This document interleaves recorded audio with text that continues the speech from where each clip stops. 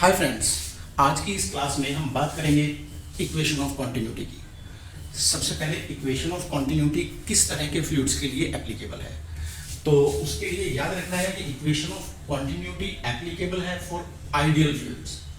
अब ideal fluids का मतलब क्या? ऐसे फ्लूइड्स जो इनकम्प्रेसिबल है, मतलब इनके ऊपर कितनी भी फोर्स लगाएं इनके वॉल्यूम में कोई चेंज नहीं होगा। एंड नॉन विस्कस है। नॉन विस्कस है मतलब इनके अंदर इंटरनल फ्रिक्शन जीरो है। अब इंटरनल फ्रिक्शन जीरो है तो इसका मतलब जितनी भी लेयर्स फ्लूइड की मूव कर रही होंगी all will be moving with same speed. लेकिन एक्चुअल प्रैक्टिस में हम क्या देखते हैं, जो layers of liquid in contact with tube है या वेसल है जिसके अंदर लिक्विड फ्लो कर रहा है, वो लेयर्स रेस्ट पे रहती हैं और जो लेयर फिक्स्ड सरफेस या यूं कह लो सरफेस ऑफ कंटेनर से जितनी दूर है उसकी स्पीड इतनी ही ज्यादा है। तो इसका मतलब एक्चुअल प्रैक्टिस में वेलोसिटी ग्रेडियंट है between the layers of the fluid. और अगर velocity gradient means difference in velocity with distance from fixed surface, और इस वेलोसिटी ग्रेडियंट की वजह से इंटरनल फ्रिक्शन सभी फ्लूइड्स में प्रैक्टिकली होगा। तो इसका मतलब ऐसा कोई फ्लूइड नहीं होगा जो इनकम्प्रेसिबल और नॉन विस्कस रहे। हाँ, इनकम्प्रेसिबिलिटी वाली बात हमें मिलेगी लिक्विड्स के अंदर, क्योंकि liquids are almost incompressible but gases are highly compressible. तो चूंकि गैसेस हाईली कंप्रेसिबल है तो गैसेस के लिए तो ये एप्लीकेबल नहीं होगा, लेकिन लिक्विड्स के लिए अगर हम इग्नोर कर दें इस नॉन विस्कस वाली बात को तो ऑलमोस्ट एप्लीकेबल हो जाएगा।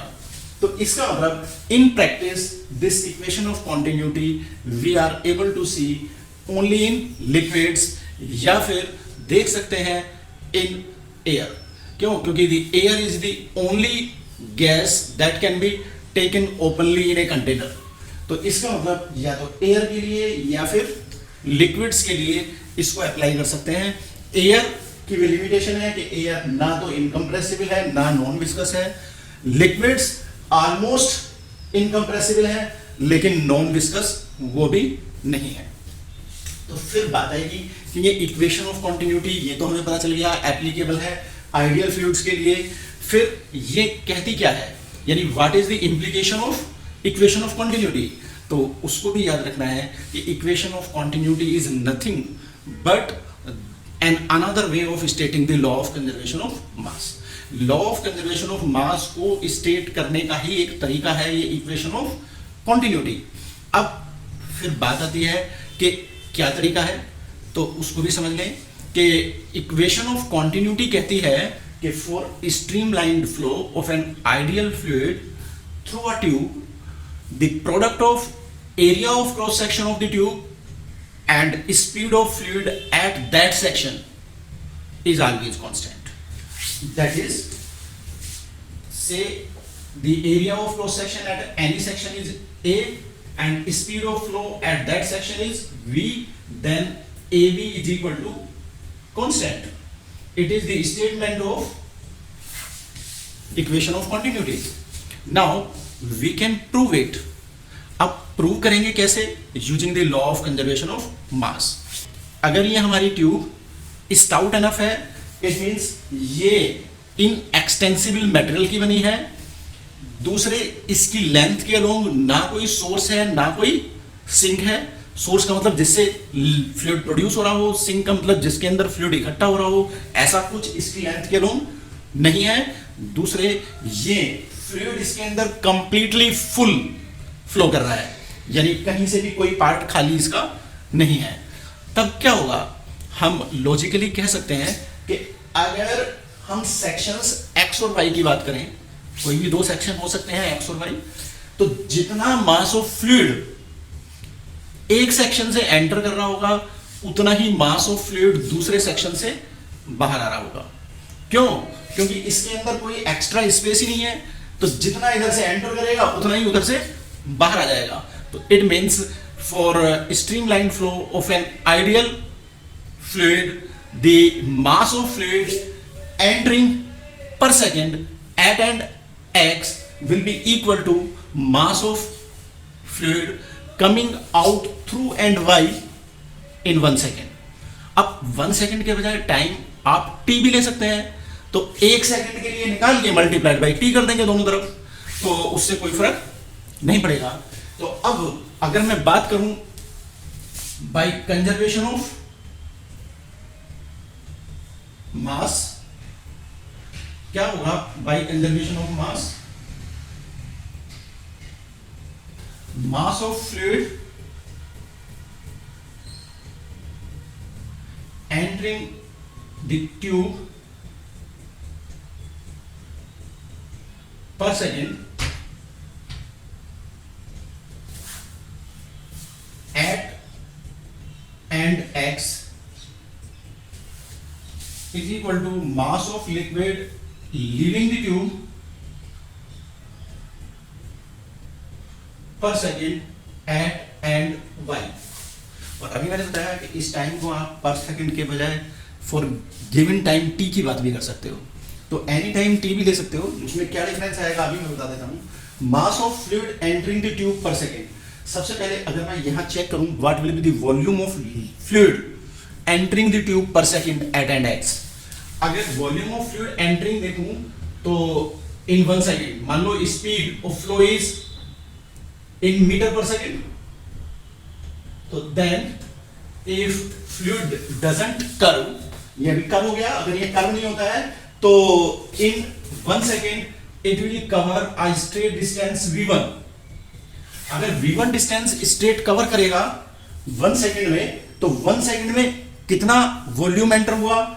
Area of cross section into length, because volume of a regular shaped body base area into height. तो ये बेस एरिया हो गया a1, हाइट हो गई v1 इन 1 सेकेंड.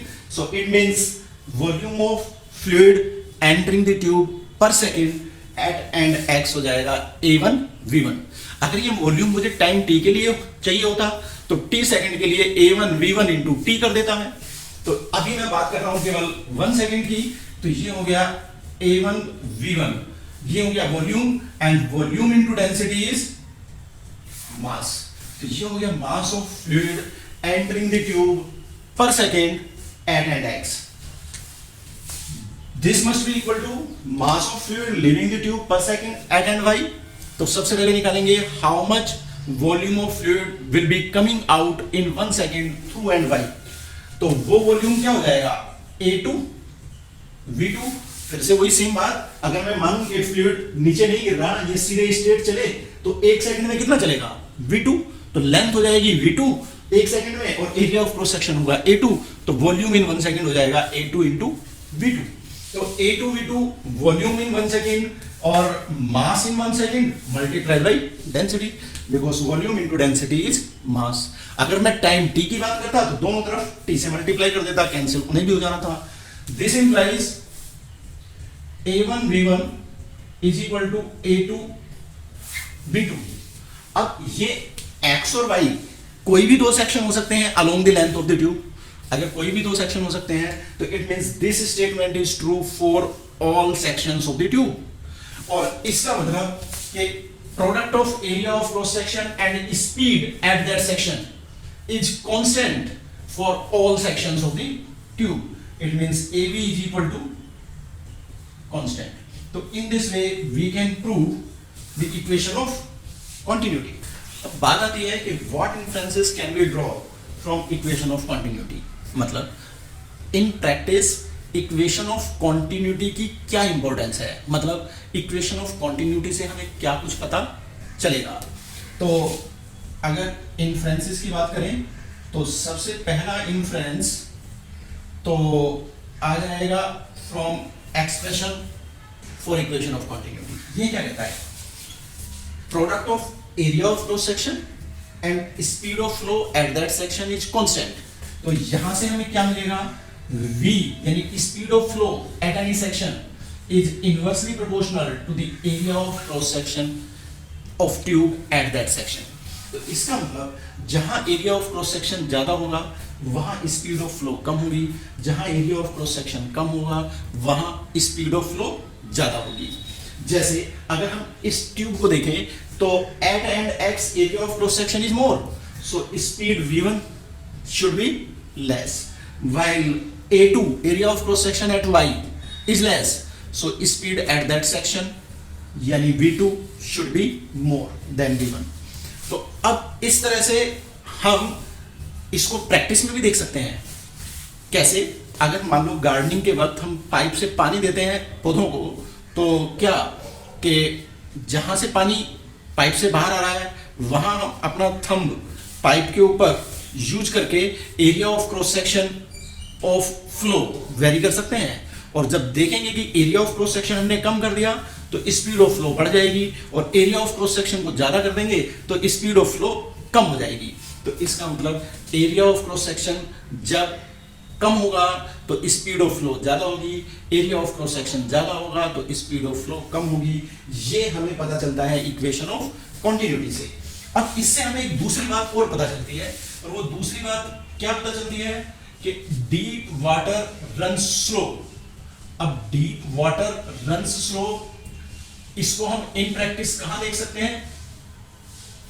अगर हम flow of water through a canal और थ्रू अ रिवर देखें तो जनरली कैनाल्स की डेप्थ ऑलमोस्ट यूनिफॉर्म होती है, बहुत ज़्यादा वेरिएशन स्पीड में नहीं रहता है, लेकिन रिवर्स में डेप्थ अलग अलग जगह अलग अलग रहती है। तो इसका मतलब रिवर्स के केस में डेप्थ अलग अलग होने की वजह से हम इस इफेक्ट को देख सकते हैं। जहां कहीं रिवर की डेप्थ ज़्यादा होगी वहां स्पीड कम हो जाएगी, और जहां कहीं डेप्थ कम होगी वहां स्पीड ज्यादा हो जाएगी। तो इसका मतलब अगर रिवर में पानी तेजी से चलता हुआ अपीयर हो as compare to any other place, तो मान लेंगे कि उस प्लेस में डेप्थ कम है, और जहां कहीं स्पीड ऑफ फ्लो हमें कम अपीयर हो रही है वहां कहीं डेप्थ ज्यादा होगी। इस बात को भी हम इक्वेशन ऑफ कॉन्टिन्यूटी से आसानी से प्रूव कर सकते हैं।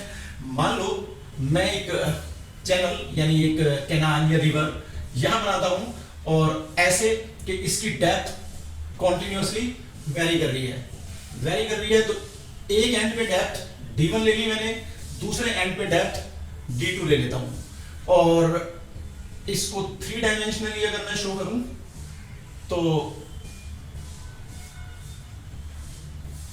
ये इस तरह से आ जाएगा।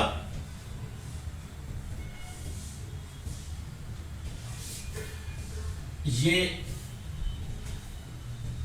विड्थ ऑफ दिस चैनल, यानी चाहे कैनाल बोलो चाहे रिवर बोलो, इसकी विड्थ w कांस्टेंट है, और डेप्थ वेरी कर रही है। यहां कहीं डेप्थ इसकी d1 है, और इस वाले एंड पे आते आते जो डेप्थ है ये d2 हो गई है। अब अगर मैं इक्वेशन ऑफ कॉन्टिन्यूटी लगाऊं, taking the speed at this end as v1 और speed of flow at this end as v2, width को मैंने w ले लिया है। अगर w ले लिया है तो बाय इक्वेशन ऑफ कॉन्टिन्यूटी